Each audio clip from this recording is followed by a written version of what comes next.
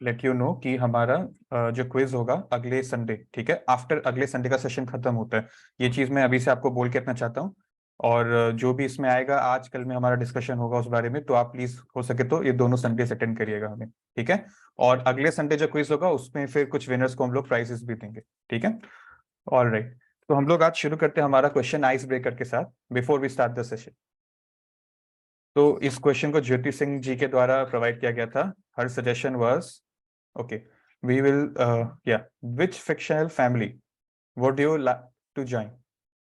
ठीक है, fictional family मतलब जो आप टीवी और बाकी मीडिया एंटरटेनमेंट में देखते हैं ना, कोई इमेजिनरी फैमिली जो उस मूवी में है, बस रियल लाइफ में नहीं, which you want to join. जैसे फॉर एग्जांपल इसमें हमारे पास ऑप्शंस है, टीवी शोज, कार्टून्स, मूवीज या फिर कुछ और, एनीथिंग एल्स। फॉर एग्जाम्पल अगर किसी को सूझ नहीं रहा, जैसे हो गया गड़ा फैमिली, ठीक है, the very famous family from Tarak Mehta, number 1, just an suggestion. Number 2, अगर किसी को कार्टून में जाना है तो डोरेमोन, डोरेमोन का भी अपना फैमिली है, नोबिता का फैमिली, ठीक है। ऐसे बहुत सारे ऑप्शंस है। I will wait for someone to raise your hands. तो अब रीजन भी है because if there is this person who without anyone's help अकेले he can be happy with himself, ऐसे इंसान के कंपनी में कौन खुश नहीं होगा, ठीक है। that was the small logic behind it. all right, this is completion of our icebreaker. we'll start with the session, ठीक है। मैं आपको बताना चाहता हूं कि पिछले संडे शॉर्ट में ये हेडिंग्स है जो टॉपिक्स हमने किया था, आप प्लीज ध्यान से देखिएगा। नंबर 1 हमने शुरुआत किया था कि दोबारा एक रीगैम्बलिंग मैच के लिए पांडवस को कौरवस ने इनवाइट किया था, ठीक है, जिसमें वो फिर हार गए बिकॉज ऑफ शकुनी मामा। और उसके बाद उनको 13 साल के लिए फॉरेस्ट में एग्जाइल में जाना पड़ा अपने किंगडम को छोड़ के, ठीक है। और जब वो वहां पे गए तो उनसे भगवान कृष्ण और सेज व्यास मिलने आए, ठीक है, उनको आशीर्वाद दिया, उनको एडवाइस दिया, अर्जुन को स्पेशली, कि तुम कैलाश पर्वत में शिव जी के मेडिटेशन करो, वो तुमको पशुपत्र वेपन है, द मोस्ट पावरफुल वेपन, उससे तुमको ब्लेस करेंगे। एंड वही हुआ, वो गए थे वहां पर। उसके बाद अर्जुन वहां से शिवजी से मिलकर इंद्रदेव के साथ हेवन में चले गए। अमरावती कैपिटल है in the heavenly planets. Indra ji 5 साल वो वहां पे थे, ठीक है। और यहाँ का हाईलाइटेड सबसे इंपॉर्टेंट पार्ट जो मैंने लास्ट सेशन में एम्फोसाइज किया था कि भीम अपने Elder brother figure Hanuman ji से मिलते हैं। क्यों क्यों, क्या था रीजन, हुआ क्या उस मीटिंग में, लड़ाई झगड़ा मारपीट क्या हुआ था, कोई बताएगा एक वर्ड में, 1 वर्ड, एनीवन?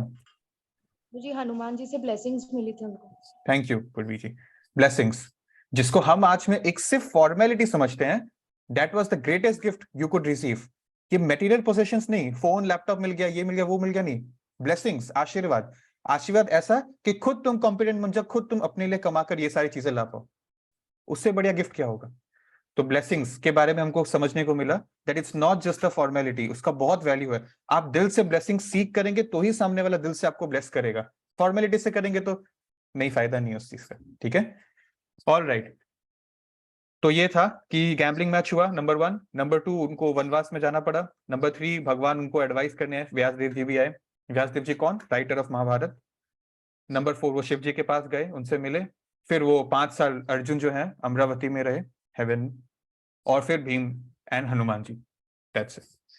उसके बाद that was 50% of the session. फिर हुआ था ये सारे टॉपिक्स लास्ट में, क्या कि दुर्योधन कर्ण के साथ गए थे वहां पे जहां इनका वनवास चल रहा था, उनका मजाक उड़ाने के लिए, ठीक है। बट वहां पे दूसरे राजा के साथ उनका कॉन्फ्लिक्ट हो गया, चित्रंगदा जो हेवन से आए हुए थे, और बिकॉज वो अपर प्लैन्स के, वो उनको आराम से हरा दिए। और दुर्योधन और उनकी वाइफ्स को बंदी बना के वो लोग ले जा रहे थे, बट पांडवस ने बचा लिया। तो इस चीज की वजह से दुर्योधन को बहुत ही शर्म आई, ठीक है, ही वाज एम्बैरेस्ड। वो जिसका मजाक उड़ाने गया था उसने उसको प्रॉब्लम में फंसने से बचा लिया, ये हुआ था। नंबर फिर सेकंड में देख लीजिए, यमराज ने एडवाइस दिया था फॉर द फाइनल ईयर, मतलब 13 इयर्स का उनका वनवास था। लास्ट ईयर में एक कंडीशन था कि लास्ट ईयर छुप के रहना पड़ेगा, अगर पकड़े गए, किसी ने तुमको ढूंढ लिया पांडवस को, तो फिर और 12 साल।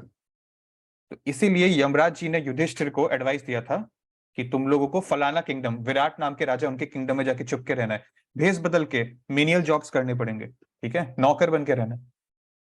और यहाँ पे ना यमराज वाले सेकंड लाइन में #5 लिखा है, इसका क्या मतलब है, देवर 5 क्वेश्चंस, यमराज एंड युधिष्ठिर, उनके बीच में 5 क्वेश्चन आंसर हुआ था। यमराज जी ने 5 क्वेश्चन पूछा था और युधिष्ठिर जी ने उनका आंसर दिया था।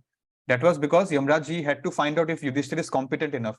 यमराज जी सबको एडवाइस नहीं देंगे, ठीक है, फ्री में एडवाइस नहीं मिलता है सबका। तो उसके लिए युधिष्ठिर के साथ क्या क्वेश्चन पूछे गए, तुमका क्या आंसर किया था, बहुत सिंपल वन वर्ड आंसर्स थे पांचों क्वेश्चन के, वो आपको मैं सेशन के एंड में दिखाऊंगा। इनफैक्ट मैं आपको पूछूंगा और आप में से एक एक करके जिनको आंसर करना है वो ट्राई करेगा। आंसर इजी है बट लगेंगे नहीं शायद किसी को, तो आप प्लीज सेशन के लास्ट तक रहिएगा हमारे साथ, ताकि वो 5 क्वेश्चंस इंपॉर्टेंट है, उनके आंसर्स जानना उससे भी ज्यादा इंपॉर्टेंट है, ठीक है। थर्ड में आ जाइए। जिस विराट किंगडम में पांडवस लोग चुपके डिस्गाइज में रह रहे थे, लास्ट में उसमें अटैक हो गया दुर्योधन के आर्मी के द्वारा टू कॉन्कर द किंगडम, और उसमें देवर लकी की 13 इयर्स का पीरियड जस्ट कंप्लीट हुआ था, उसके बाद ही ये अटैक आया। और उसके वजह से क्या हुआ, एक तो दुर्योधन लोगों को वापस पीटा गया, पांडवस के द्वारा वापस हराया गया, और अब उनके पूरे साम्राज्य को पता चल गया कि ये लोग जिंदा है, ये लोग सही सलामत है, अब वापस उनको किंगडम में लाओ। इनका किंगडम था इंद्रप्रस्थ, 50-50 हो गया था ना वर्ल्ड किंगडम का, हाफ फॉर कौरवस जिसका कैपिटल था Hastinapur, and half for Pandavas जिसका कैपिटल था इंद्रप्रस्थ। तो फोर्थ लाइन में देखिए, अब 13 साल हो गया इस चीज को, वापस से सेटिंग करना पड़ेगा पुराना बिफोर द गैम्बलिंग मैच। तो भगवान कृष्ण ने वो डिप्लोमेट, द मिडिल मैन, उनका एक रोल लिया to make peace between these two brothers, ठीक है। और लेकिन दुर्योधन तो दुर्योधन है, वो नहीं माने, मम्मी पापा टीचर सब उनको बोले नहीं माने, he was not ready to give even 5 villages to these 5 brothers. और फिर क्या हुआ, वार होना था, because Kshatriya needs a land to administer, ठीक है। तो इसीलिए वार वॉज जस्टिफाइड हियर। और हमने लास्ट में क्या देखा कि अर्जुन ने भगवान कृष्ण को चूज किया as his charioteer, not even as fighting, charioteer, उनके रथ को चलाने वाला ड्राइवर, ठीक है। जबकि उनको क्या मिला, दुर्योधन को क्या मिला उसके बदले, कोई आंसर करेगा? नारायणी सेना। करेक्ट, थैंक यू दिशा जी। उनकी जो सेना थी नारायण सेना, ठीक है, यदुवंश डायनेस्टी की सेना जो है वो अर्थ, ये इस किंगडम, ये पूरे प्लेनेट में, इस मटेरियल वर्ल्ड में डिफिटेबल नहीं थी, उनके पास इतना वैलर था, इतना पावर था। तो दुर्योधन वाज हैप्पी और Arjun also was happy because उनको जो चाहिए था वो मिल गया। फिर आवर महाभारत वॉर स्टार्टेड, और this is the picture, Duryodhan on one side, Arjun on one side, Krishna in the center, ठीक है। द वॉर स्टार्टेड, अब हमारा सेशन शुरू होगा, अब आप प्लीज ध्यान दीजिएगा। वॉर स्टार्टेड, और उसके बाद फर्स्ट डे तो हमने डिस्कस कर लिया था ऑलरेडी, उस दिन थोड़ा सा दिक्कत हुआ था पांडवा साइड को, कौरवस वेर वेल प्रिपेयर्ड, ठीक है, and that was expected also. Kauravas were not someone who can you can joke with, क्योंकि उनके पास ग्रैंडफादर भीष्म थे, द्रोणाचार्य थे, the teacher of all the princes, और पूरे किंगडम के बेस्ट टू बेस्ट आर्चर्स और फाइटर्स और किंग्स थे उनके पास, ठीक है। सेकेंड डे क्या होता है, चलिए अब हम लोग शुरू करते हैं सेशन को। सेकेंड डे इसी चीज का फायदा उठाते हैं कौरवस आर्मी, फर्स्ट डे उनके फेवर में गया कुछ हद तक, पूरे हद तक नहीं, कुछ हद तक, तो उसलिए उनका कॉन्फिडेंस पहले से ऊपर था, और पांडवस पे वो लोग सेकेंड डे पे उतना ही हावी होते हैं, ठीक है। फिर आता है हमारा थर्ड डे। थर्ड डे क्या होता है कि दुर्योधन जो है, दुर्योधन ने डिसाइड किया, उनको पता था कि अगर उनको कोई मार सकता है then that is only Bhim, ठीक है ना। Other than Bhim there is no one who can kill him, who has the courage to kill him, not the power, because Bhim was not ordinary person, he had the power of 10,000 elephants. तो उन्होंने क्या decide किया कि 2 दिन से वार मेरे favour में चल रहा है, अब मैं भीम को पहले ही हरा देता हूं या उसको मार देता हूं, ताकि वापस मेरा ये मेन डर खत्म हो जाए, ये वार पूरी तरह से हमारे फेवर में आ जाए। बट क्या हुआ, वो भीम के पास गए लड़ाई करने, और भीम ने उनको धो दिया, ठीक है। तो भीम ने उनको धो दिया, और उसके बाद वो बेहोश हो गए, और उनके ड्राइवर ने उनके बेहोशी की हालत में उनको अपने रथ में बिठाया और वापस ले गए, वापस वो रेस्टिंग प्लेस में ले गए, बैटलफील्ड से बाहर हटाकर। फोर्थ डे वो लड़ने आया, यही हुआ, फिफ्थ डे लड़ने आया, यही हुआ। मतलब ये जो चीज है ना, ये रोज का हो गया था कि Duryodhan will wake up with an intention to kill Bhim, और भीम उनकी बैंड बजाएंगे, और फिर वो वापस, उनका ड्राइवर क्यों उनको रथ पे लाता था वापस बेहोशी हालत में, अगर कोई देख लेगा कि ये बेहोश हो गया तो सबका मोरल डाउन हो जाएगा बाकी सोल्जर्स का, तो ये उनको वापस ले आते थे रात को, ये इनका रोज का हो गया था, ठीक है। और जब वो रात को आते थे दुर्योधन, तो अपने कैंप में सबको चिल्लाते थे, कर्ज करते थे कि तुम लोगों का ये गलती, सबको ब्लेम गेम खेलते थे सबके साथ, ठीक है। अपनी गलती उन्होंने कभी नहीं मानी। उसके बाद फोर्थ डे आया। अब फोर्थ डे में क्या होता है, पांडवस का अब चलने लग गया इस युद्ध में, बिकॉज अब उनको सबको समझ में आ गया था किस तरह से किसका क्या प्लस पॉइंट है, अब वो मोमेंटम आ गया। नाउ पांडवस ने पेशेंटली शुरू किया, तो अब वो एग्रेसिव हो गए। और इसमें जो आप फोटो देख रहे हैं ना, ह्यूमन से भी बड़ा साइज का जो फिगर है, that is Ghatotkach, because he was half human, Bhim के बेटे हैं, हाफ डीमन हिडिंबा के बेटे हैं। हमने डिस्कस किया था ना कि जब वो आग में जलने से बच गए थे पांडवस, जंगल में जाकर उनकी शादी हुई थी भीम की एक डीमन से, हिडिंबा नाम की। उनका बेटा हुआ घटोत्कच, ये रहा। और वो इतना पावरफुल था कि वो पहली बात तो वो इंसान से भी बड़ा था स्ट्रक्चर में, बहुत हट्टा कट्टा था। और वो उस दिन 4th day he join the war और वो तबाही मचा रहा था। ठीक है, फिर आता है हमारा 5th डे। अब 5th डे आते आते हमको, मैंने आपको लास्ट सेशन बताया था कि भीष्म जी ने पहले ही एक प्रण लिया था कि मैं पांडव के जो 5 भाई है उनको मैं जान से नहीं मारूंगा, बाकी उनके आर्मी को मैं मारूंगा, उनके साथ में लड़ूंगा। तो इसीलिए he will not touch the Pandavas. और दूसरी तरफ दुर्योधन क्या देख रहा है कि एक तो मेरे दादाजी है पिता भीष्म पितामह, वो नहीं मारेंगे। ये द्रोणाचार्य को भी एक सॉफ्ट कॉर्नर है पांडवस के लिए, द्रोणाचार्य तो टीचर है। तो वो उन्होंने उनको जाके थोड़ा गलत टोन में उनसे बात किया, that you should not have such a soft tone. He is your opposition. You have to kill them. If needed, you have to harm them also. अब यहाँ पे क्या हो रहा है, अगर आपको ध्यान में है, दुर्योधन की टीचर है Dronacharya, and you should not disrespect your teacher and talk to him in that way. But वो ऐसा कर बैठे। और ये सिर्फ एक दिन नहीं था, बार बार हम देखेंगे स्टोरी में वो उनको इस वार के टाइम में अपनी फ्रस्ट्रेशन, दुर्योधन ने द्रोणाचार्य को एक स्पेशल टारगेट बना लिया था अपने सारे क्रिटिसिज्म का। कुछ भी होता था वो उसी तरह से जस्टिफाई करते थे कि आपको बहुत सिंपैथी है पांडवस के लिए, आप नहीं मार रहे उनको, and that was also very wrong. ठीक है, और उसके बाद इस तरह से वार अपने एक मोमेंटम में चल रहा है। हर दिन किसी एक पार्टी का दूसरे पार्टी के साथ कोलिजन होता है, लड़ते हैं, ऐसा होता है। और रीइंफोर्समेंट्स आते हैं, इसमें बहुत कुछ है। क्या होता है कि सनसेट जब हो जाएगा ना, शाम को शंख बजेगा, वार खत्म, अब सब रेस्ट करने जाएंगे। और वार के बीच में इस दिन, छठे दिन, Shakuni tried to come, Afghanistan sector, वहां से ही tried to come from the western part with his army to help the Kauravas. लेकिन भीम और उनके जितने भी पांडव सहयोगी है उन्होंने अलाउ नहीं किया उनको आना। ठीक है, अब इस पॉइंट पे आपको पता होना चाहिए कि कैरेक्टर सेट क्या है। It's not just Pandavas and Kaurava brothers, the whole world, पूरे दुनिया के जो राजा और सब है, सब लड़ रहे हैं इसमें। कैसे? पांडवस के साइड में 5 पांडव भाई है, भगवान कृष्ण है, आप मत भूलिए। ठीक है, कृष्ण है तो बलराम जी, उनकी पूरी डायनेस्टी है। धृष्टद्युम्न है, द्रुपद है, ऐसे अलग अलग बहुत सारे लोग हैं। और कौरवस की साइड में भी कमी नहीं है। Bhishma Pitamah, Dronacharya, the teacher and the grandfather himself, Duryodhan, Dushasan. ठीक है, 100 कौरव भाई है कंपेयर टू 5 पांडव भाई। और उनके भी अपने अपने लोग हैं और जान पहचान के लोग हैं। ठीक है, तो कैरेक्टर्स काफी सारे हैं। और युद्ध जो ऐसा है, इस स्तर का युद्ध है, हर दिन हजारों लोगों की हत्या होती थी, हर दिन हजारों लोग शहीद होते थे, क्योंकि आर्मीज बहुत थे उनमें, पूरी दुनिया के बीच में लड़ाई हो रहा है, राइट।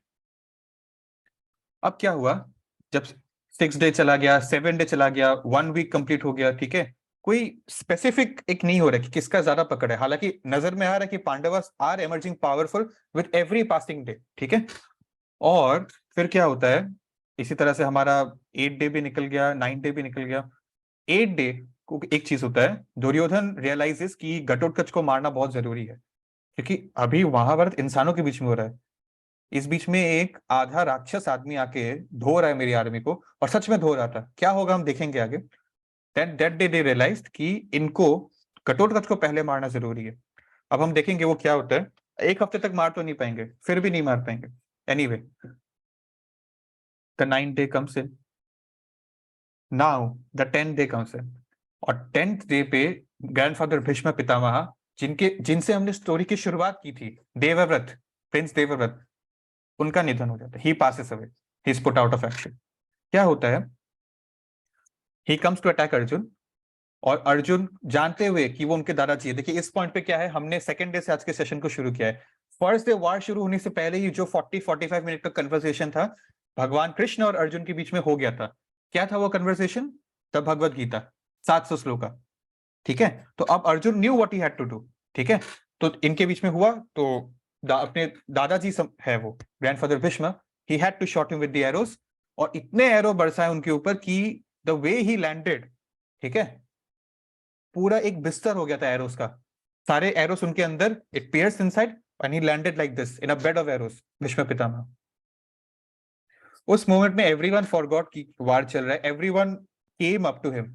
ऑपोजिशन पार्टीज, दोनों पार्टी के लोग आ गए थे to pay their last tributes to this respected man, the most respected man of this entire dynasty, क्योंकि एज वाइज भी बहुत सीनियर है वो।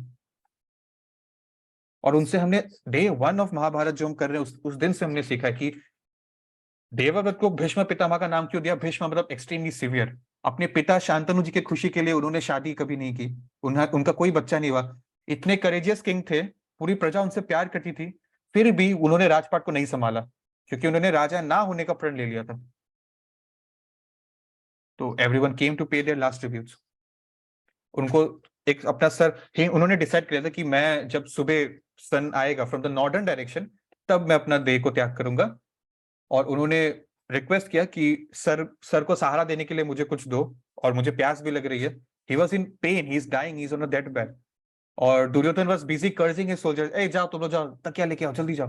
बट अर्जुन ने क्या किया, अपने पावर्स को यूज किया, अपने एरोस, मैजिकल एरोस से उन्होंने पिलो जैसा उनको एक सेटिंग दे दिया अपने सर में, और अपने मैजिकल एरो से उन्होंने जमीन पे एक एरो छोड़ा जिससे पानी निकलने लगा, डायरेक्ट उनके मुंह तक पहुंचने लगा, एक रनिंग टाइप। और भीष्म पितामह जाते जाते बहुत सारे, to to quantify number, around 21 lesson, 21 lesson वो दे के गए उनके आसपास जो भी थे। आप देख सकते हैं भगवान कृष्ण भी है यहाँ पर। भीष्म पितामह ने जो लेसन दिए वो मैं आपको अगले सेशन पॉइंट वाइज दिखाऊंगा, ठीक है। और उन्होंने दुर्योधन को जाते जाते रिक्वेस्ट किया कि प्लीज मेरी मौत को तुम एक लेसन समझ लो, अभी भी टाइम है, इस वार को अबेंडन करो और दोनों भाई आपस में पीस मना लो। Use my death as the final nail in the coffin, इससे और बुरा मत होने दो चीजों को। वो यही बोलते बोलते मर गए, पर Duryodhan was not ready to hear that. वो चले गए वहां से, उस बैटलफील्ड से। और जब ये हुआ उनका, मैं आपको दिखाऊंगा उन्होंने क्या कन्वर्सेशन हुआ था, क्या लेसन उन्होंने शेयर किया था, ठीक है। अब क्या हुआ, ये उनका, उनके जाने के बाद अब नया कमांडर कौन बनेगा, क्योंकि द्रौपद के बेटे जो है धृष्टद्युम्न, जो द्रौपदी के भाई हैं Dhrishtadyumna, he was the commander in chief of Pandav side, ठीक है। कौरवस का साइड के कमांडर इन चीफ थे भीष्म पितामह, अब वो चले गए, तो उनके बाद किनको अपॉइंट किया, द्रोणाचार्य को, ठीक है, given the most senior person. और अब कर्ण भी आ गए थे इस युद्ध में। मैं आपको एक बात बता दूं, भीष्म भीष्म पितामह ने कंडीशन 2 रखा था। पहली बात, मैं पांडवों को मारूंगा नहीं। दूसरी बात, कर्ण मेरे साथ वार में नहीं लड़ेगा। क्यों? क्योंकि कर्ण और उनके बीच में ओपिनियन का थोड़ा कंफ्लिक्ट होता था, ठीक है, थोड़ा डिसीजंस को लेकर कंफ्लिक्ट होते रहता था, तो उन्होंने डिसाइड किया फिर। अब भीष्म पितामह चले गए तो कर्ण ज्वाइन कर लिया वार को, और दुर्योधन वाज हैप्पी कि चलो कर्ण तो बहुत अच्छा, मैं उसको मिस कर रहा था, अब कर्ण आ गया तो बहुत बढ़िया हो गया। तो अब शुरू हो गया वार, कर्ण आ गया, द्रोणाचार्य से न्यू कमांडर इन चीफ, ठीक है। तो द्रोणाचार्य को एक टारगेट दिया गया कि आप भी, मुझे पता है आप भी पांडवों को जान से नहीं मारोगे, बट आप, दुर्योधन ने उनको टारगेट दिया, you have to get me Yudhishthir alive. Yudhishthir is the leader of the Pandavas, you have to get him to me alive. तो इस ऑर्डर को तो फुलफिल करना पड़ेगा, इसमें फिजिकल हार्म तो नहीं है, बस पकड़ के लाना है। And he tried but he couldn't. बहुत 3 4 5 दिन तक ट्राई किया द्रोणाचार्य ने। And Dronacharya is the teacher of all these people जो लड़ाई कर रहे हैं, तो उनके पास सबसे ज्यादा नॉलेज था एक्चुअली, ठीक है। ऑल्दो एनर्जी का थोड़ा कॉन्फ्लिक्ट हो सकता है क्योंकि वो एक एज में आ गए थे, but he had the knowledge and he tried, but Pandavas ने अलाउ नहीं किया उनके आसपास आने के लिए उनको, ठीक है। अब आ गया 13 day of war. Now this is a coincidence कि 13 हमेशा एक अनलकी नंबर निकलता है, ठीक है। क्या होता है 13 डे में, ये मैंने अभी तक आपको बताया नहीं, इन दिनों में ना अर्जुन के बेटे जो थे सुभद्रा के थ्रू, ठीक है, उनका नाम था अभिमन्यु, लास्ट टाइम मैंने बताया था आपको। अभिमन्यु मतलब भगवान कृष्ण की बहन थी सुभद्रा, सुभद्रा की शादी हुई थी अर्जुन से और उनका बेटा था Abhimanyu. He was a young Prince, age wise काफी यंग थे वो, बट एक एक साथ वो 4 4 बड़े बड़े राजाओं से लड़ लेते थे एक साथ। और ये चीज को देखकर बहुत लोगों को शर्म आती थी, और बहुत लोग जानबूझकर उसके बारे में डिस्कस नहीं करते थे एक दूसरे से कि देखो ना ये प्रिंस कितना बढ़िया लड़ रहा है, क्योंकि उनको शर्म आती थी कि हम लोग इतने बड़े सीनियर लोग हैं और ये बच्चा हम सबसे लड़ रहा है। नॉट बच्चा, but he was a very young person age wise. तो अब क्या हुआ, सब लोग ये चीज को नोटिस कर रहे थे कि दिस पर्सन, अभिमन्यु, इनको हराना जरूरी है, ठीक है, बट हरा पा नहीं रहे हैं। दुर्योधन को ये लगता था, अभी इस दिन दुर्योधन का अभिमन्यु के साथ डुअल हो गया था, ठीक है, फेस टू फेस फाइट।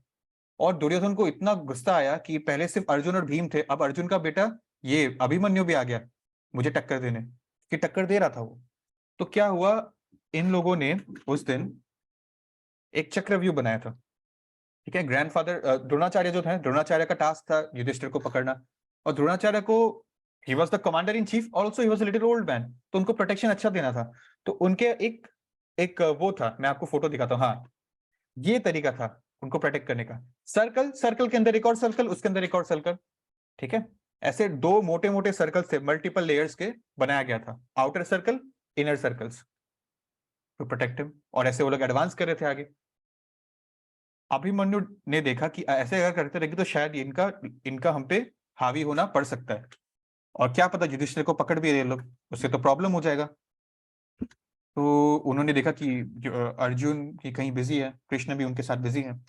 उन्होंने अपने चैरियटियर को बोला कि तुम मुझे ले चलो अंदर, मुझे पता है कि Chakravyuh actually this is not just about हाथापाई, it's about brains knowledge also. Arjun को मैंने आपको पहले भी बोला था, द्रोणाचार्य ने सीक्रेट नॉलेजेस दी थी बहुत सारी, ठीक है। उसमें से एक सीक्रेट नॉलेज था चक्रव्यूह को कैसे तोड़ना है और चक्रव्यूह से कैसे जिंदा वापस निकलना है। अर्जुन ने अपनी वाइफ सुभद्रा के साथ एक दिन एक रात को वो शेयर करे थे ये सारी चीजें, ये सीक्रेट्स। उस टाइम अभिमन्यु उनके पेट में थी, सुभद्रा के पेट में थी। तो जैसे नारद मुनि से प्रहलाद महाराज ने सुना था अपनी माँ के पेट से भगवान का ज्ञान, वैसे ही अभिमन्यु जब अपनी माँ सुभद्रा के पेट में थे, उन्होंने अर्जुन की बातें सुन ली थी, वो secrets of the knowledge. But क्या हुआ था, उस रात उनकी माँ सुभद्रा जल्दी सो गई थी, आधा नॉलेज ही मिल पाया, उसमें वो सो गई थी, इसीलिए अभिमन्यु के पास सिर्फ आधा नॉलेज था। चक्रव्यूह में घुस तो जाते वो, लेकिन उससे जिंदा निकलना उनको नहीं आता था। बट गिवन कि यहाँ पे ऐसा सीन था, उन्होंने उनके चैरिटी ने एडवाइस करके ऐसा मत करिए, ही डिसाइडेड नहीं मुझे जाना है, he decided to go। उन्होंने डिसाइड किया कि मैं भगवान कृष्ण का भांजा हूं, अर्जुन का बेटा हूं, मुझे किस चीज का डर है। ऐसा क्षत्रिय उनको प्रोटेक्ट करना था। ही वेंट अवे, और जड़ गए लोग कि ये आदमी चक्र को तोड़ कैसे रहा है, और अंदर घुस गए। बिफोर ही कुड किल और हार्म द्रोणाचार्य एंड दुर्योधन, बच गए वो लोग, ठीक है। लास्ट में सोल्जर से बच गए, और बिफोर ही कुड रियलाइज, अब वो अंदर तो आ गए थे, अब उनका बाहर जाना कैसे पॉसिबल होगा। तो उन्होंने ये एडवांसिंग चक्रव्यूह वाला फॉर्मेशन को तोड़ दिया था उन्होंने, वो तो सक्सेसफुल हो गए, बट उनका जिंदा लौटना भी तो जरूरी है, आगे भी तो वार चलेगा, नहीं पता। तो उनका वहीं सेंटर ऑफ द सर्कल में लड़ाई शुरू हो गया था, झगड़ा शुरू हो गया, लोग उन पे अटैक कर रहे हैं, एक पॉइंट पे द्रोणाचार्य भी उनको अटैक कर रहे हैं। लास्ट में क्या हुआ, उनका वेपन उनके हाथ से छूट गया, टूट गया, ठीक है। उनका चैरिटी भी निकल गया, मतलब सब कुछ डिस्ट्रॉय हो गया, उनके आसपास जो भी उनका संसाधन था, अब बस वो है उनका शरीर है। उन्होंने क्या किया, अपने टूटे हुए रथ के चक्के को उठाकर उससे लोगों से लड़ने लगे, उससे और भी सोल्जर्स को उन्होंने मारा, और उनको भी चोट लगी, आप देख सकते हैं। अब क्या हुआ, जब उनके हाथ से चक्र भी निकल गया, तो एक रूल होता है इस वार में, एक एथिक्स होता है कि यू कैनॉट, आप किसी ऐसे व्यक्ति के साथ नहीं लड़ सकते जो लड़ने के लिए रेडी नहीं है, या जिसके हाथ में कोई हथियार नहीं है, जो हथियारलेस है और लड़ने के तैयार नहीं है, या वो बहुत इंजर्ड है, यू कैनॉट फाइट। क्षत्रियों के बीच में लड़ाई होती है एग्रीमेंट से, कि मैंने आपको बताया था ना, क्षत्रिय को अगर आप वार या गैम्बलिंग मैच के लिए इनवाइट करो, he can not reject, according to rules he can not reject, he has to accept. वही सिस्टम होता है वार करने का, ऐसे नहीं कि डिसीटफुली अचानक से चोरी छुपके आपने वार कर दिया। कोड ऑफ एथिक्स होता है ना हर चीज में। आज के टाइम में वार्स होता है, तो उसके लिए भी एक एथिक्स है, वियना कन्वेंशन बोलते हैं उसको। क्या होता है ना, वियना कन्वेंशन के अनुसार बहुत सारे चार्टर्स है, बहुत गाइडेंस है, जो यूएन के कंट्रीज में माना जाता है, यूनाइटेड नेशंस के सब मेंबर्स मानते हैं। जैसे कि एक एग्जांपल दूंगा तो आप समझ जाएंगे, जितने भी एम्बुलेंस सर्विसेज होते हैं, हॉस्पिटल मेडिकल सर्विसेज होते हैं, ह्यूमैनिटेरियन सर्विसेज जैसे खाना पीना डिस्ट्रीब्यूट, वो सब सोल्जर्स, कोई भी साइड में लड़ाई हो रहा हो, सोल्जर्स उनको गोली नहीं मारेंगे, उनको अटैक नहीं करेंगे जो ह्यूमैनिटेरियन काम कर रहे हैं। जैसे रशिया यूक्रेन में भी अभी ये चीज हो रहा है। इनफैक्ट इस्कॉन डेवोटीज अगर आप इंटरनेट में सर्च करेंगे, हर दिन हजारों यूक्रेनियंस को जो अभी नेबरिंग कंट्रीज में आ गए हैं, रेफ्यूजीज या वहां पे फंसे हुए हैं, उनको इस्कॉन में भगवान को चढ़ाया हुआ प्रसाद खिला रहे हैं आज की डेट में भी। तो ये कोड ऑफ एथिक्स है वार की, और अभिमन्यु को अटैक नहीं कर सकता कोई अब, क्योंकि उनके पास हथियार ही नहीं है। बट ये लोग इतने परेशान हो गए थे इस चीज से, दुर्योधन ने एडवाइस किया, वहां से जोर से चिल्लाया, मार दो हम लोग देख लेंगे, जो भी होगा देख लेंगे, किल हिम। तो कोई उसको मारने आया एक सोल्जर, इन्होंने उसके हाथ से वो वेपन ही छीन लिया, इतने पावरफुल थे, अपने बैर हैंड से उससे वो वेपन छीन लिया before he could attack him. और उसके बाद क्या हुआ, सामने वाले व्यक्ति के पास तो वेपन अब नहीं रहा, उसे छीन लिया, तो उन्होंने उनको नहीं मारा। मतलब अभिमन्यु अभी भी रिलीजन को अपहोल्ड कर रहा है, अब मैंने तुमसे वेपन छीन लिया, तुम्हारे पास तो वेपन नहीं है, तो मैं तुमको नहीं मारूंगा। लेकिन क्या हुआ, पीछे से उनको ये भी अलाउड नहीं है, पीछे से वार करना अलाउड नहीं है, वो चिपकली करते हैं। पीछे से उनको वार किया और पीछे से किसी ने उनको जान से मार दिया। Total violation of the code of war on the 13th day. और फिर जब ये न्यूज युधिष्ठिर तक पहुंची, युधिष्ठिर उस दिन वो रोए भी, ठीक है, और वो सोच रहे थे कि मैं कैसे अर्जुन और उनकी वाइफ को बताऊंगा, सुभद्रा को, कि उनका बेटा खो गया उन्होंने। He was a gem, Abhimanyu was everything you can expect in a son. और रात को जब अर्जुन अपने टेंट में आया, उनको खबर मिली, तो ही वाज आल्सो सैड। उनको पता चला कि जयद्रथ है, जयद्रथ इज अ किंग, ये जो हमारे, अच्छा okay, I want to tell you one thing, ठीक है। हमारी स्टोरी में कैरेक्टर था, ठीक है, कौरवस के 100 भाई है, उनमें से एक बहन भी थी, ठीक है, there was a sister also apart from the 100 brothers. उस बहन की जो पति थे, उनका नाम था जयद्रथ, ठीक है। Jayadrath was not a good person. उन्होंने एक बार द्रौपदी के साथ गलत छेड़छाड़ी करने की भी कोशिश की थी, जिसके लिए पांडवों ने उनको अच्छी तरह से सबक सिखाया। और जयद्रथ ने क्या किया था, ये जब अभिमन्यु फंसे हुए थे चक्रव्यूह में, जयद्रथ पांडवस की आर्मी को अलाउ नहीं कर रहे थे अंदर घुसने के लिए, ठीक है। और ये जयद्रथ का ही प्लानिंग था डिसीटफुली इसको, एथिक्स को तोड़ के मारने का, जयद्रथ, कर्ण, दुर्योधन। लेकिन इसमें मेन रोल जयद्रथ का भी था। और गिवन की एक्टिव रोल जयद्रथ ने निभाया था, अर्जुन ने गुस्से में, और क्षत्रिय का जो होता है ना मूड ऑफ पैशन, अर्जुन ने एक वो लिया था अपने बेटे के मौत का बदला लेने के लिए, कि अगले दिन 14 डे ऑफ वॉर में before the sunset I will kill Jayadrath. मैंने आपको बोला ना, जबान की कीमत होती है, ये हवा में जाने वाला वो नहीं है। ये जो प्रण उन्होंने लिया था, वो फुलफिल नहीं करेंगे तो हमेशा के लिए बदनाम हो जाएंगे। क्या पता he have to kill himself, because क्षत्रिय के लिए जबान निभाना बहुत जरूरी है, प्राण चाहे मगर वचन ना जाए, वही होता है। तो उन्होंने उस रात को लैंडमार्क एक जजमेंट ले लिया अपने आप में, कि I will kill Jayadrath before the next day sunset, ठीक है। तो अब क्या होता है, हम लोग चलते हैं 14 डे पे। द 14 डे, 14 डे की सुबह को कौरवस साइड को एक खबर मिल गई थी कि पांडवस में अर्जुन ने ऐसा डिसीजन लिया। और वो लोग बहुत खुश थे।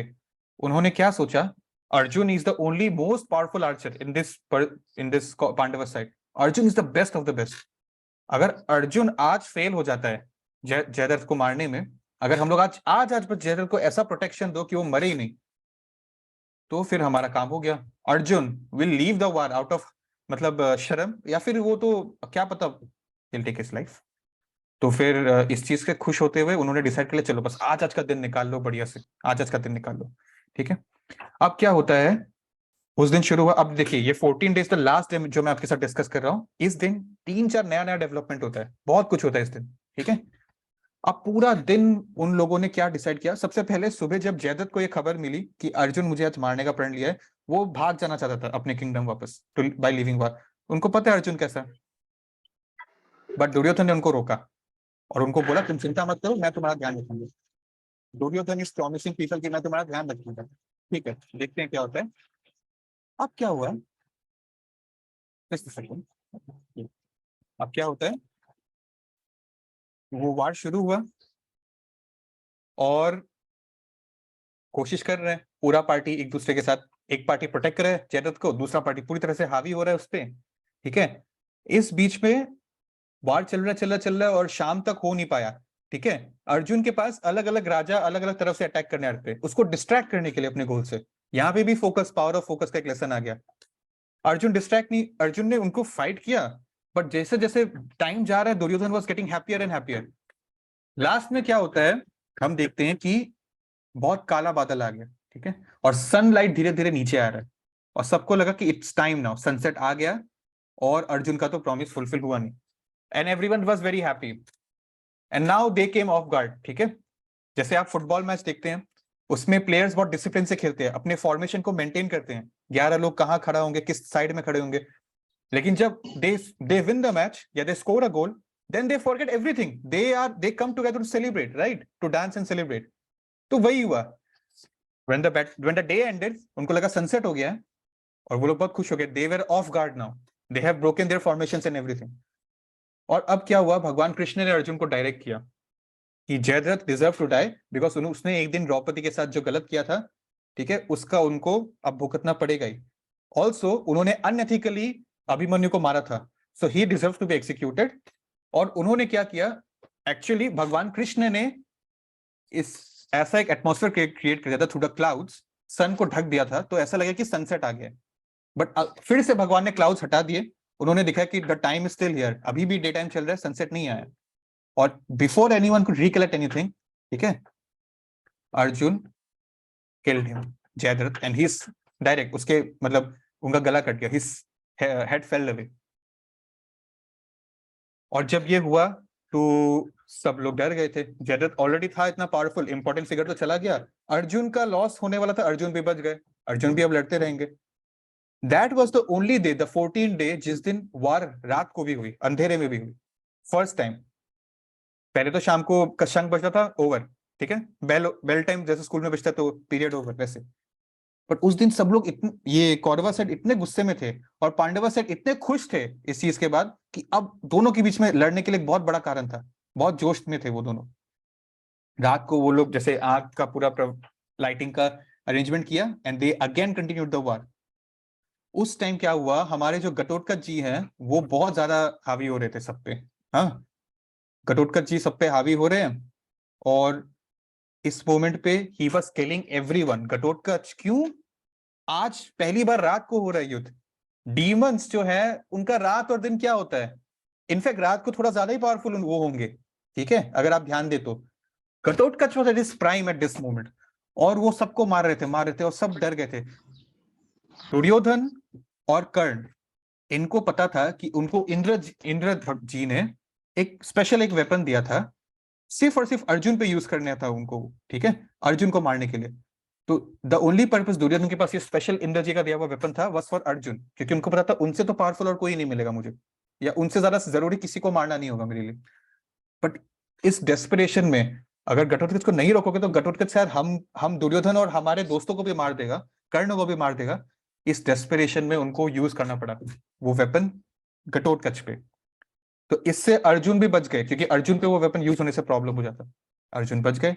घटोत्कच मरे, मरते मरते जो पूरा कौरवस का आर्मी था उसको 11 सेक्शन में डिवाइड किया। आप मान लीजिए कि 11 करोड़ की आर्मी है, तो एक एक करोड़ की 11 सेक्शंस डिवाइड हो गए।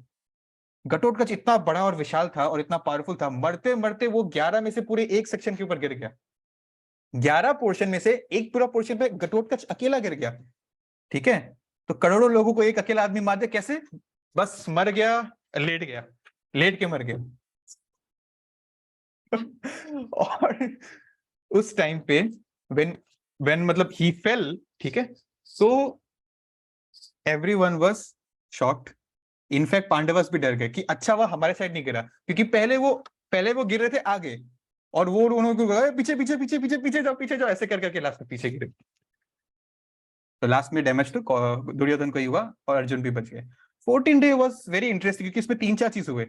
लास्ट में क्या होता है हम देखेंगे, द्रोणाचार्य ऑल्सो पासेस अवे।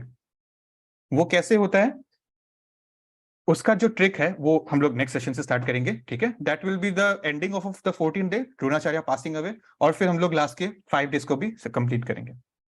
तो इस दिन अभी तक क्या हमने देखा 14 डे पे, नंबर 1 द वॉर जो अर्जुन ने लिया था, जयद्रथ को वो मारने में सक्सेसफुल भी हुए, ठीक है। उसके बाद घटोत्कच जाते जाते सबसे इंपॉर्टेंट वेपन उनका ले गए, कंज्यूम कर लिया कि अब एटलीस्ट अर्जुन को कोई कुछ नहीं करेगा, और खुद बढ़ते बढ़ते बहुत बड़ी सेक्शन ऑफ आर्मी को वो मार के गए।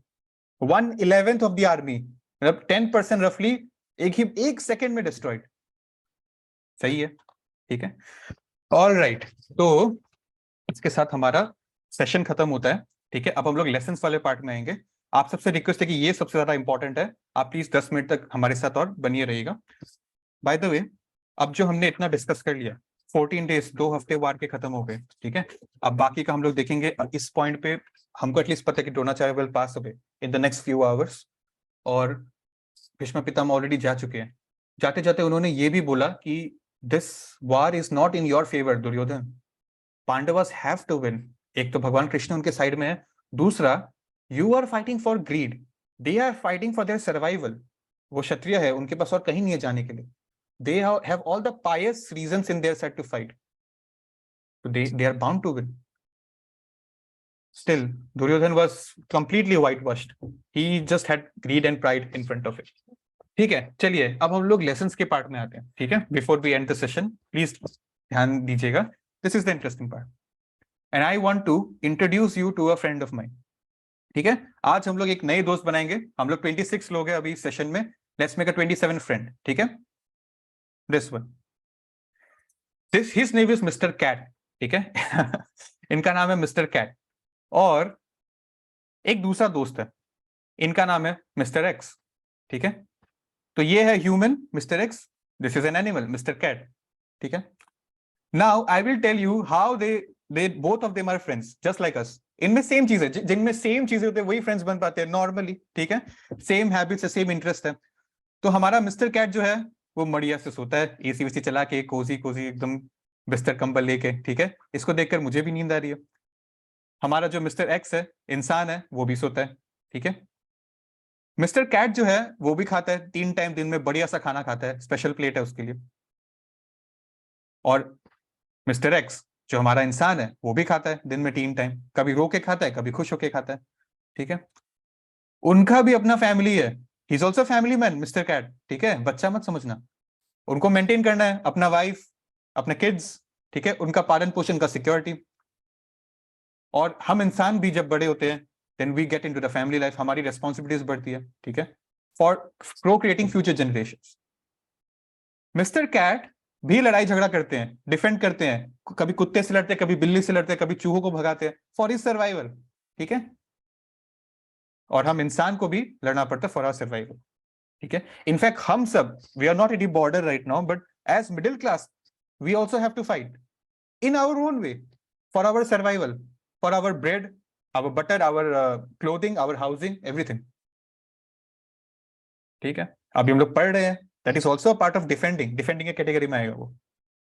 And by the way, from this picture I also want to remind you that today is Mother's Day. ठीक है, वैसे हर दिन होता है Mother's Day. ठीक है, for a mother there is no holiday, right? There is no Sunday and there is no Monday, it's the same day. So although we should celebrate every day in a way by touching your parents' feet, by letting them know how much you love them and admire them, by hearing them, the most important thing. But today, especially, we'll celebrate this day as the Mother's Day. And this is a beautiful quote by Mahatma Gandhi. It may be possible to gild pure gold. सोने को और चमकाया जा सकता है और purify किया जा सकता है. But who can make a mother more beautiful? जो अपने आप में इतनी beautiful. ठीक है? So do wish your parents if you have forgotten to. ठीक है? Do wish your mother and if possible spend time with her today. ठीक है?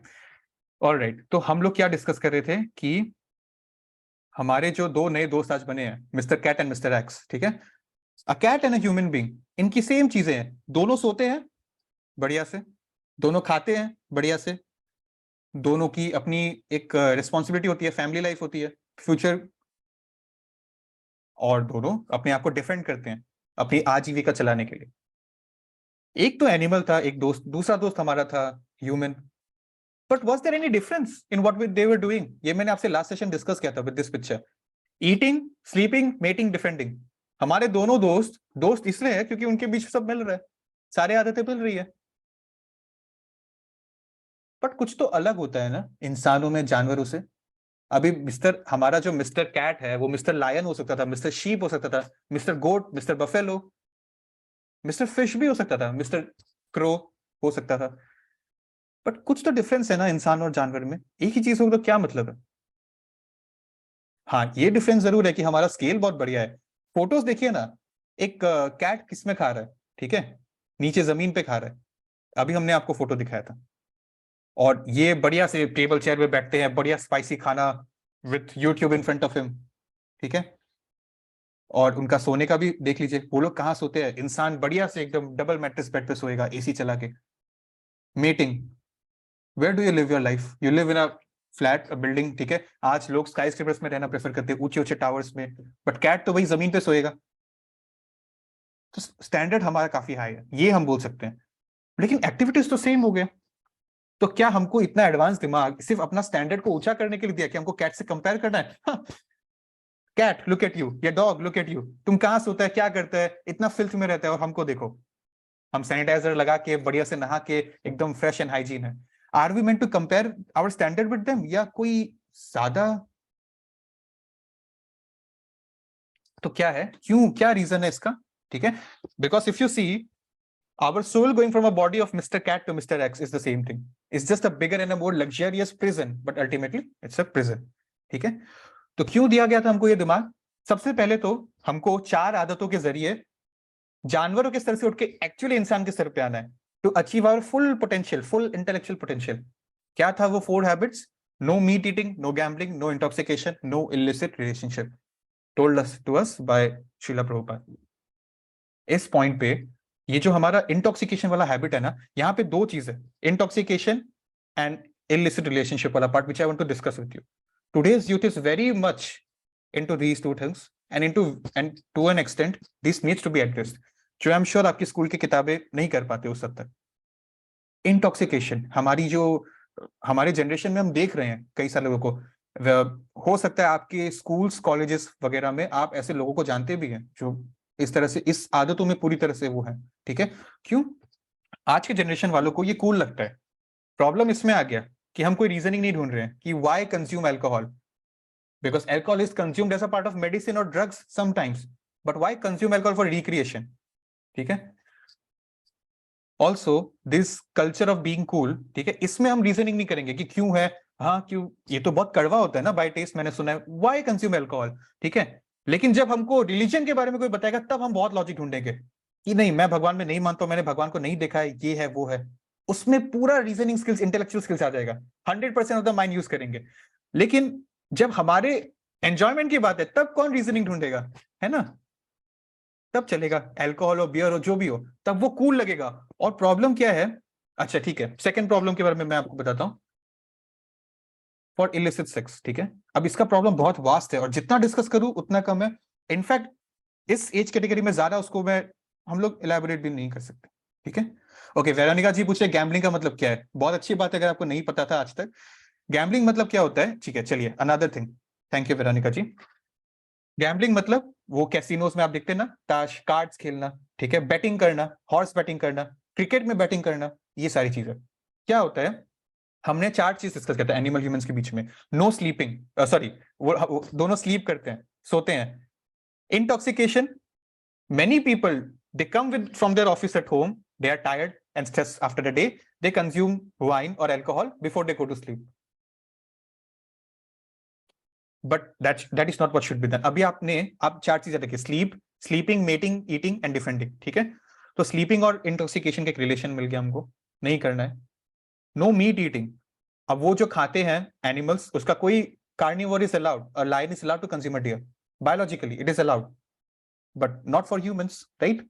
गैम्बलिंग, डिफेंड करते हैं ना एनिमल्स, अपने आप को डिफेंड करते हैं, ह्यूमंस भी अपनी अपनी कमाई के थ्रू अपने आप को डिफेंड कर रहे हैं। बट इसमें I am telling it to Veronica ji and everyone, gambling मतलब अपनी कमाई को गलत इललेजिटिमेट मीन से बढ़ाना थ्रू गैम्बलिंग। इसमें लक फैक्टर होता है, इसमें मेहनत का कोई स्कोप नहीं है। हाँ, मेहनत का एक स्कोप है, आपने अच्छा सूट कोट पहना, मूवीज देखकर, आप गाड़ी चला के कैसीनो गए, लिफ्ट पकड़ा या सीढ़ी पकड़ा, ऊपर गए, और इस मेहनत के बाद आपको कुछ मिल रहा है, वही मेहनत है और कोई मेहनत नहीं है इसमें। To go to a casino, that's the only effort you have to make. After that, it's all luck. That is why gambling is prohibited. Stock market, maybe if you don't know, if you're not a good financial banking investor, yeah, you don't have a professional skill in that, you should not whimsically go to stock market after watching some certain shows कि हाँ इसमें बस लगा दो और कुछ ना कुछ हो जाएगा। लॉटरी नहीं है ये, that is gambling. ठीक है, all right. तो अब हम लोग आगे बढ़ते हैं। I was talking to you about intoxication. ठीक है, this is very important, this is very important. I tell you a personal experience of a friend of mine. ठीक है, you will understand better. So ठीक है, तब हम लोग बहुत रिलीजन ढूंढते हैं, लॉजिक। नाउ दिस थिंग क्या होता है, आज की डेट में we talk a lot about women safety, which is true, which is a good concern, and especially in a country like India, very shamefully, because India used to be the hub of all cultural heritage, but aaj the fact with women, and it's not just about physical harm, the social harm they face, ठीक है, at workplace, at their homes, education पाना उनके लिए privilege हो जाता है। And you know, mainly I'm talking about 2 and 3 tier cities, I'm not talking about the cities you and I are living in, I'm talking about the cities and the villages you and I haven't even heard of. ऐसे 2 tyre 3 tyre cities में बहुत problems है आज के date में भी. 86 rape cases registered daily, registered, बाकी तो रजिस्टर ही नहीं होते हैं. और मोस्ट केसेस में वो कोई अपना ही होता है, वेरी अनफॉर्चुनेटली, स्ट्रेंजर नहीं होता है. And very very honestly, there are 1,000 things apart from just a crime called rape. The social, and they are very, बहुत लोग अपने पेरेंट्स को बोलने से बहुत डरते हैं. वो स्कूल में कॉलेज में आके कन्फेस करते हैं, बट वो अपने पेरेंट्स को भी बोलने से बहुत डरते हैं. और स्कूल्स में भी इसके बारे में बहुत नॉलेज नहीं दी गई है. Everyone is their experiences of their own. Problem क्या है? What we see, that we consume, and that we are. ठीक है, तो garbage in garbage out, good in good out. और हमारा जो इंडियन सिनेमा है, ठीक है, इसका इकोनॉमिक्स से भी काफी रिलेशन है. प्लीज ध्यान दीजिएगा मैं क्या बोलने वाला हूँ. अमेरिका का मूवी का स्टैंडर्ड थोड़ा अलग है हॉलीवुड का, कंपेयर टू बॉलीवुड थोड़ा सा हायर स्टैचर का है. क्यों? इसका रिलेशन क्या है? इकोनॉमिक ग्रोथ से भी है. अमेरिका इकोनॉमिकली बहुत डेवलप नेशन है, बहुत हैप्पी है वहां के लोग, इतने हैप्पी कि अब शादी वादी हो गया, अब उनका हैप्पीनेस मटेरियल पॉइंट का पीक पे आ गया, अब वो नीचे गिरेगा. अब डाइवोर्स रेट्स होगा, अब बच्चों को पेरेंट्स नहीं मिलेंगे, एक पेरेंट साथ रहेगा, दूसरा कोई नया पेरेंट का मैरिज हो जाएगा, और ऐसे बहुत सोशल कंसर्न्स वो फेस करेंगे लाइफ में. ठीक है, हालांकि इंडिया लकीली उस डिक्लाइनिंग स्टेज पे नहीं आया. प्रॉब्लम क्या है? अमेरिकन सिनेमास जो होता है उसमें they can show a hero being defeated also for a good extent. They can show the villain winning also. वो उनके ऑडियंस को चलेगा. ठीक है, उनका वो डेवलप नेशन, उनका पीक पे आ गया सब कुछ. They can see everything around them. But Indians and developing nations like India, the majority of the people are middle class and they have a hope. They have a hope that one day they will be prosperous. ठीक है, they work every day. Your fathers, our fathers, they work every day for that. Now this hope, when after 6 days of working, 7 days on a Sunday, they decide to go to watch a movie with their parents, with the family, with their children, they don't want to see a hero die or a hero get defeated. वो उनके hope को तोड़ देगा. Economic system से related है.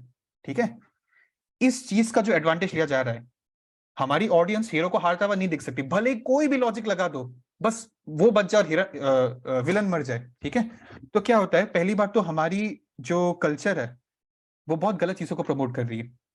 ठीक है, hero की डेफिनेशन क्या है? कैरेक्टर पे नहीं, उसके कूल लगने पे. और ऐसा अगर होगा तो किसको मन नहीं करेगा कि मैं भी सिगरेट पीऊं? किस भटके हुए नौजवान को मन नहीं करेगा कि मैं सिगरेट पीऊं, मैं अल्कोहल कंज्यूम करूं? Slapping a woman has been justified in some movies like this, where Indian Vedic scriptures teaches that every woman other than wife is a mother to you. Do you slap your mother? Tell me. और that is what we are consuming. और आज के date में छोटे छोटे बच्चे, 2-3 साल के बच्चों को YouTube हैंडल करना आता है, and that is not a very good thing. They can see anything and इसमें कोई एज लिमिट नहीं है. Right? Also, the most important thing जो मैंने आपको मैं बता था विमेन सेफ्टी के बारे में, the derogatory terms in the lyrics. आज के डेट में हम लोग अटेंशन पाने के क्रेज में कुछ भी गाना बना रहे हैं, और वो लिरिक्स जो है उस जिस हद तक वो एक विमेन को ऑब्जेक्टिफाई कर रही है, वी हैव नो क्लू. हम लोग शायद अच्छे घर के होंगे, सिविलाइज्ड होंगे, हम सुनेंगे एक कान से दूसरे कान से निकाल देंगे, फर्क नहीं पड़ेगा. बट सेकेंड और थर्ड टायर सिटीज में और जो विलेजेस में इसका इंपैक्ट पड़ रहा है, वो लोग वर्ड बाय वर्ड पकड़ लेंगे. And they don't know, they have no sexual education in their schools and colleges. Schools and colleges ही नहीं है वहां पे, तो how will they deal with this? They have no clue. And this is the problem. This is a sloka from the Bhagavad Gita 3.21. Yad yad achariti sestha sattad evataro jana sajjat pramanam kurute lokastad anuvartate. Whatever great action a great man performs, common men follow. And whatever standards he has set by his exemplary actions, all the world will pursue the same standards. ठीक है, तो standards, हमारे heroes, ये बहुत बड़े role है इनका हमारी सोसाइटी में, और ये बहुत पावरफुल, ये बहुत कुछ कर सकते हैं सोसाइटी के लिए. But we need to pick the right heroes, is what I want to tell you. ठीक है, I am not personally commenting on anyone. I myself, I love so many actors and I really admire the good performances they have given. But what are they preaching is what we have to see. And we should not be influenced by those things in life. Okay? The terms, the derogatory terms, they use the lyrics because fortunately I haven't heard most of them. But एक बार मैं traveling से आ रहा था and हमारा जो driver है, हमारे friends के साथ जो driver था, वो driver को बहुत नींद आ रही थी. तो उसने बोला, प्लीज एक काम करता हूँ ना, मैं अपना ब्लूटूथ कनेक्ट करके अपना प्लेलिस्ट बजा लेता हूँ, ताकि अपने हिसाब से जो गाना सुनकर तो मुझे नींद तो नहीं आएगी. और रात हो गया था, तो बोला ठीक है भाई, तुम अपना गाना लगा लो, अपने हिसाब से गाना सुन लो, हम लोग को बस तुम पहुंचा दो घर टाइम से। हाँ, the songs he played, my God, I saw the new part of Indian music industry. The lyrics which were there in those songs, my God, that is what the world is up to. तो वो उन type के लोग वैसे ही कुछ सुनते हैं, ठीक है। Also I will tell you ये क्यों होता है, ठीक है। I will tell you, please आप बने रहिएगा, बहुत इंपॉर्टेंट डिस्कशन हो रहा है हमारा, ठीक है ना। Just a second, I know it's 11, just give me 5 to 10 minutes. क्या होता है ना कि एक टेडेक्स टॉक्स आपने देखा होगा यूट्यूब पे, एक टेड टॉक था, ठीक है। Before that I want to tell you about my friend. इसमें एसोसिएशन का फैक्टर है, क्यों हमारे लिए यहाँ पे मिलना जरूरी है। फिजिकली नहीं मिल रहा है, एटलीस्ट आप वीडियो ऑन कीजिए, एटलीस्ट मैं कोई क्वेश्चन पूछ सकता हूँ, आप आंसर कीजिए, इंपॉर्टेंट है association. I had a friend from childhood, ठीक है। अब जब वो कॉलेज में गया तो उसका नया सर्कल, दूसरा कॉलेज में दूसरा सर्कल बन गया, and I used to stay in touch and used to understand what is going on in his life. So he used to roam with this group of friends who were not really that bad, but they had a problem that that group was into alcohol consumption, intoxication करते थे जब भी मौका मिलता था बैठ के group में। And he used, हम ऐसे to tell him कि तुम तो ऐसा नहीं था, तुम कब से इन लोग से घूमने लगा। Then he used to tell कि नहीं नहीं, ये लोग मेरा जिम का फ्रेंड्स है, ये लोग बस हम इन लोग के साथ रहता है, बट हम कंज्यूम नहीं करता अल्कोहल, हम स्प्राइट पीता है। That is what he told me, हम स्प्राइट पीता है। ठीक है, बढ़िया, तुम स्प्राइट पियो। एंड देन 1 साल हो गया, कुछ महीने बाद I talk to him again कि कैसा चल रहा है। And then he told me, अरे आज हम जा रहे हैं उन लोग से मिलने, लेकिन आज हम ना लाइफ में पहली बार ट्राई करेगा। वो एक ऐसे पेरेंट्स का बेटा था, मैं बचपन से जानता हूँ, he used to never consume it, ठीक है। But then he told me that day, आज हम एक बार शाम को ट्राई करेगा। आज वो लोग बोल रहा है इतना, वो लोग हमको पहले फोर्स ही नहीं करता था, वो लोग रेस्पेक्ट करता था, बट अब वो लोग बोल रहा है तो ट्राई करता है, एक बार एक बार ट्राई करेगा बस, ठीक है। I try to convince him, but सब अपनी मर्जी के मालिक होते हैं। As a friend, I did my duty. And then after some time, when we talked again, now he's been just like that, unfortunately. This is the power of association. You don't realize what's going on.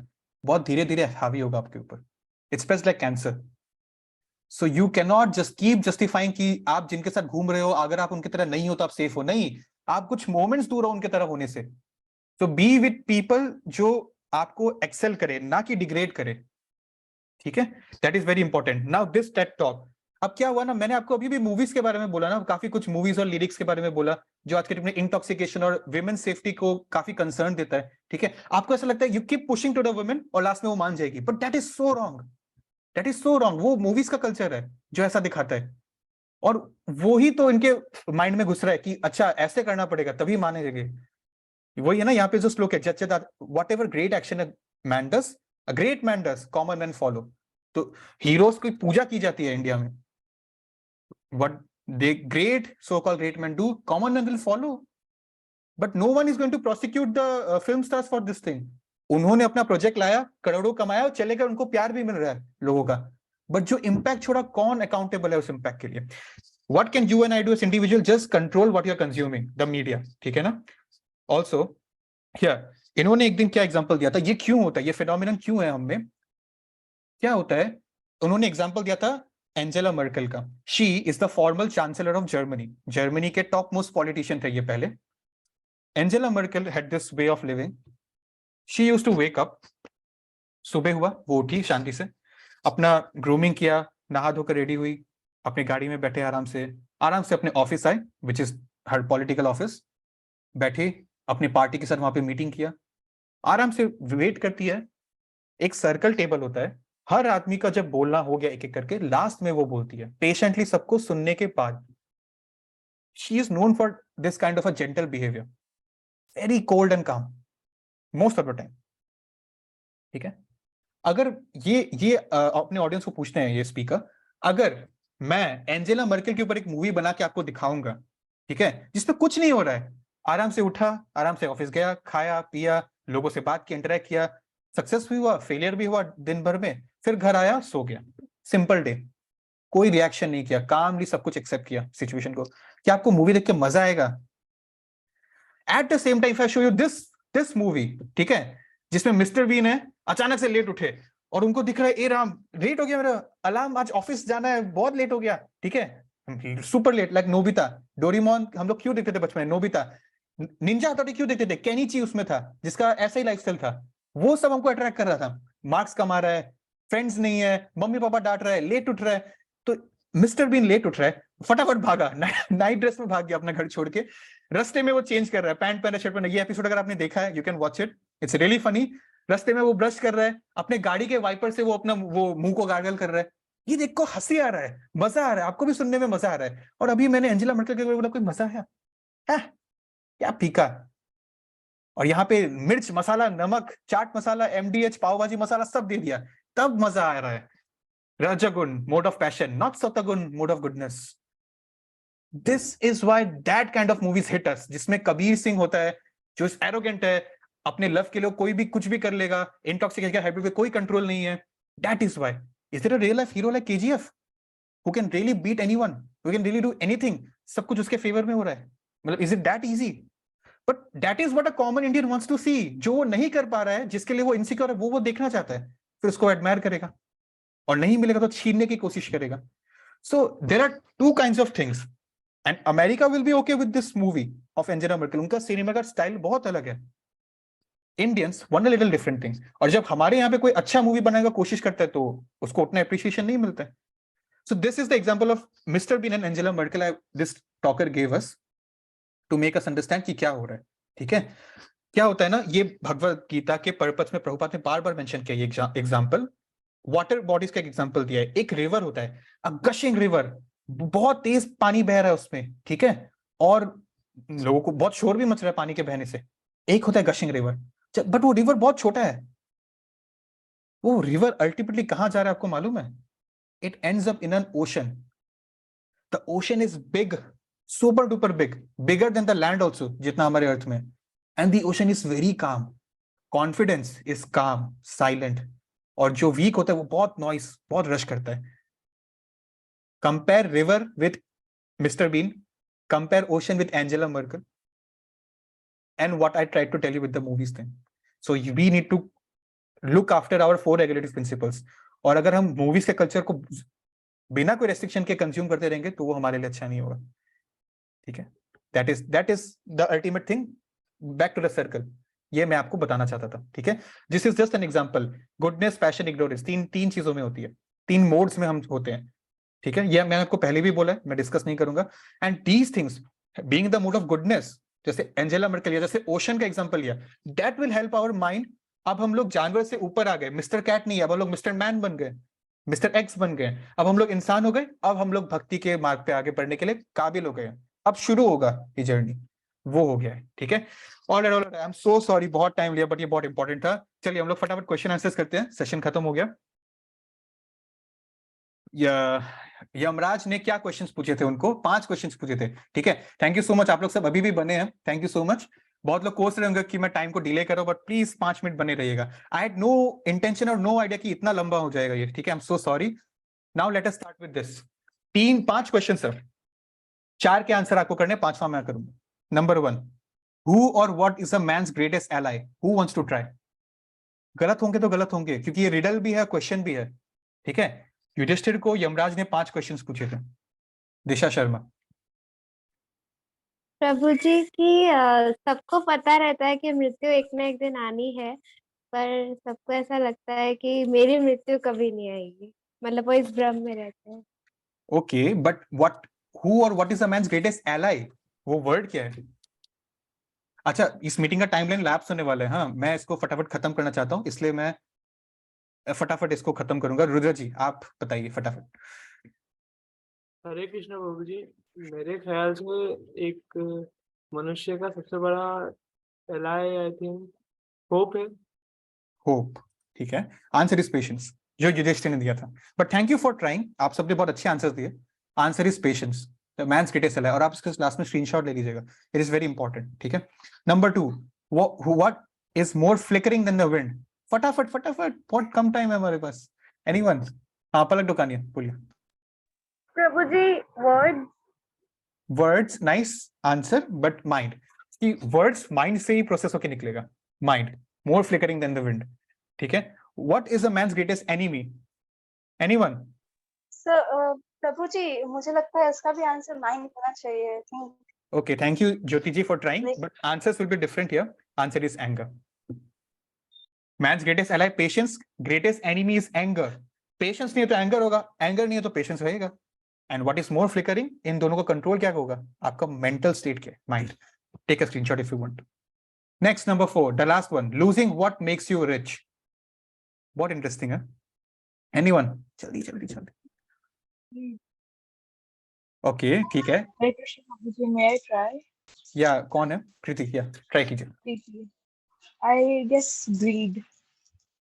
Okay, let me check if you're right, which you are. Congratulations. Thank you, Kriti ji. Losing greed makes you rich. इस greed ऐसी चीज को खोगे तो और अमीर हो जाएंगे. ठीक है, बहुत बढ़िया है. Last one. What is the greatest wonder of a man's life? ये आपको याद रखना है आज के डेट में. क्यों हम लोग इतना संडे सेशंस कर रहे हैं, ये सब कर रहे हैं? What is the ओके, मैं आपको ये आंसर करूंगा. इस बार मुझे भी चांस दीजिए, मैंने भी हैंड रेज किया. ठीक है.